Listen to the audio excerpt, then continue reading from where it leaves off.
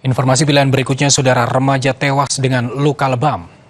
Seorang remaja 13 tahun di Kabupaten Pangkep, Sulawesi Selatan meninggal dunia dengan kondisi luka lebam di wajah dan tubuhnya. Korban dibawa ke puskesmas oleh pengendara motor yang belum diketahui identitasnya. Rekaman ini memperlihatkan seorang pengendara motor membawa korban ke puskesmas Labakang untuk mendapatkan pertolongan medis pada Minggu sore. Saat korban dinyatakan telah meninggal dunia, pengendara motor yang diduga rekan korban meminta izin keluar untuk menelpon. Namun pemotor tersebut kabur meninggalkan puskesmas. Menurut pihak puskesmas, korban tiba dalam kondisi sudah tidak bernyawa dengan tubuh dan wajah penuh luka lebam.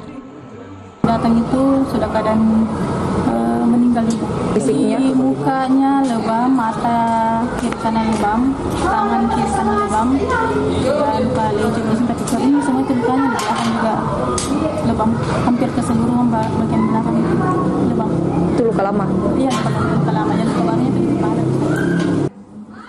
Sementara polisi telah melakukan pemeriksaan terhadap 8 orang saksi. Polisi juga masih menunggu hasil otopsi korban untuk menemukan penyebab kematian korban.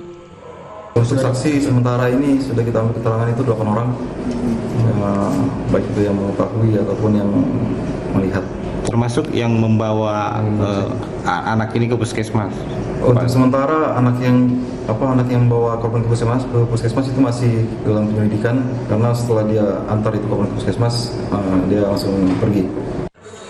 Usai diotopsi, jenazah korban langsung diserahkan ke pihak keluarga yang tinggal di Kecamatan Mandai, Kabupaten Maros, dan segera dimakamkan. Hamis Asis, Kompas TV, Pangkep, Sulawesi Selatan.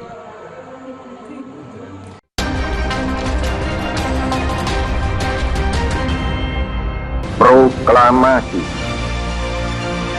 kami, bangsa Indonesia,